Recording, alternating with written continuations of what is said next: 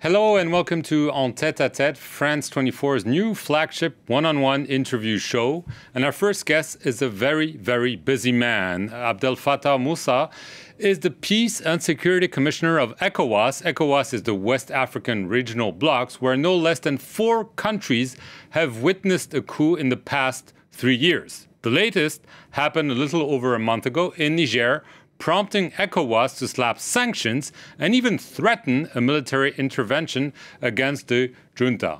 Mr. Abdel-Fatau Musah joins us from Accra in Ghana. So let me ask you a very straightforward question. Nigeria's president, Ahmed Bola Tinubu, has floated the idea of a 9-month transition in Niger. Niger's prime minister also told the media that there are discussions with ECOWAS to find such a reasonable transition. So are there hopes of reaching an agreement on such a transition? Thank you, Mark, for having me. First, let me debunk the idea that President Ahmed Bola Tinubu has floated the idea of 9 months. The chair of the ECOWAS authority, Bola Ahmed Tinubu, has not proposed any time frame for the transition. The position of ECOWAS remains the same. The release of President Mohamed Bazoum, from his hostage situation, and the immediate the restoration of constitutional order. That is the position of ECOWAS. The Prime Minister, Mohamed Bazoum, has also, indicated, his the willingness of the military regime in Niger to negotiate with, ECOWAS on a transition. The ball is very much in their court. We are just waiting. I think we have not moved from our position. That is the release of President Bazoum and the restoration of constitutional order without any further delay. So what you're saying is that there can be no transition like we've seen in Mali, Burkina Faso, and Guinea in Niger. You want the military to hand back power to Mohamed Bazoum. That's it. Yes, we are not going to repeat the experiences of Mali, Guinea, and Burkina Faso, where ECOWAS found itself actually in a trade-off with the military regimes, haggling over the duration. And as we speak, some of them are still thinking of unilaterally even extending the transitions in their countries. The authority of heads of state of ECOWAS have decided that enough is enough. We are not going to use what happened in Mali, Niger, and Burkina Faso as a template for Niger. We are drawing the line in the sand, and we want the immediate restoration of constitutional order and the release of President Bazoum. Those are our position, so the modalities for the restoration of that constitutional order will form the content of any discussion with the authorities. But this is our position, and it is up to them to respond to it. So far, they have not responded, and the idea that they are going to sit there for the next 3 years is, to put it simply, is a provocation. We are not even we are not even contemplating discussing any 3-year transition, not even 9 months, not even 6 months. People have said Algeria has proposed 6 months. Well, Algeria is not an ECOWAS member state.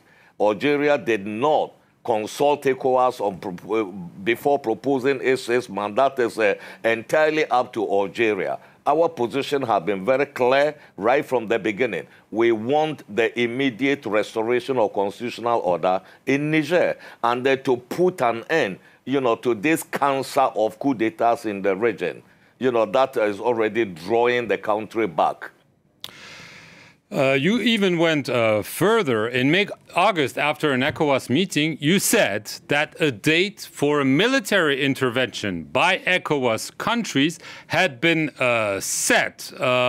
Is this still the case, that the D-Day is decided, or is this merely bluff to put pressure on the junta in Niamey?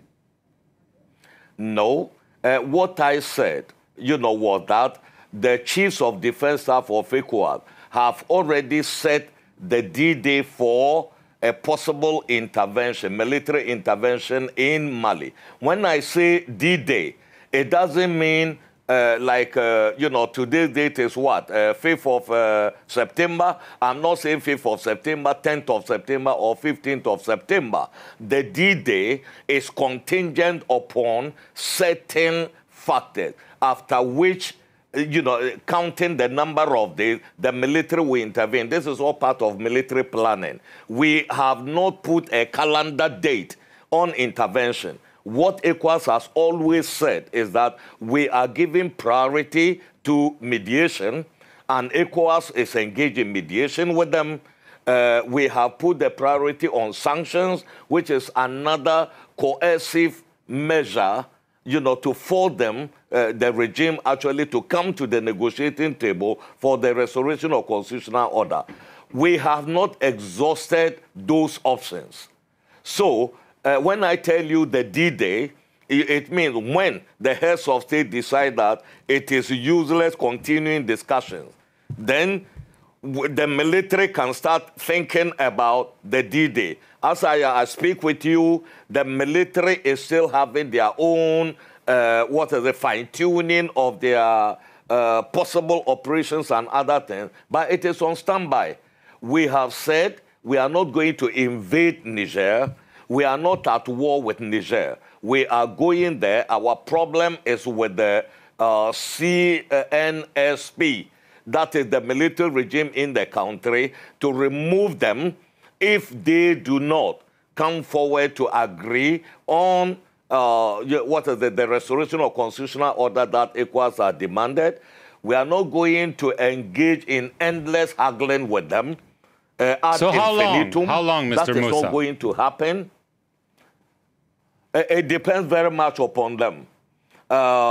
If we decide that they are just wasting our time, then the heads of state will put a stop to it. We are not shutting the door. Our doors have always been open for negotiations with them, for the restoration of constitutional order, for the release of President Bazoum. It is they who are playing cat and mouse with ECOWAS. The last time our mediation team went there, led by former head of state, General Abdul-Salami, they discussed during the day. The delegation retired into the hotel without knowing what the planning of the regime was, only to read, to see on the television screen, that General Chiani had come forward proposing a 3-year transition. While our mediation team was in the country, we feel this is a provocation, and that if they continue with this unilateral action, then it means the patience of ECOWAS at some point is going to be exhausted. We are not going to sit down waiting for mediation, and we are not going to, wait there to see that, that they are still maneuvering to get around the sanctions that we have imposed upon them. We are not going to allow an endless wait, but I am not putting a date to it. Right. Okay, so there are many factors ECOWAS is considering. Are you talking, as we speak, to Mr. Chiani, the head of the junta, or is the dialogue, the way you just described, essentially playing cat and mouse, or are they really talks ongoing as we speak? There are back-channel consultations with them. As you are aware, there are a number of clerics, a group of clerics from northern Nigeria have been going to and fro into the country, speaking with them, and they have been giving their report to the chair of the ECOWAS authority in his capacity as also the president of the Federal Republic of Nigeria. They are not officially part of the ECOWAS negotiations, but we welcome any effort by any well-meaning people who can convince the military regime to see reason with ECOWAS and stop this contagion of coup d'etat by handing over, power immediately to the civilian, regime that we are talking about. The Prime Minister has engaged with ECOWAS. We've had correspondence from him complaining about the sanctions and urging us, to accompany the transition. But we are not accompanying any transition because we don't have any transition in place. How are we going to accompany it? And if he's referring to the 3-year transition, that is a non-starter.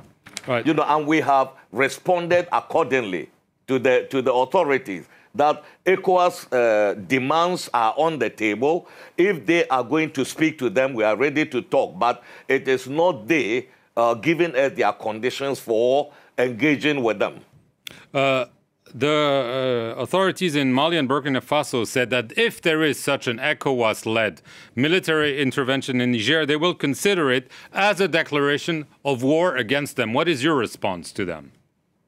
Well, my response to them is that what do they mean by a declaration of war against them? Is it that they are going to team up with the military regime in the country, in Niger, to try to oppose any eventual ECOWAS intervention?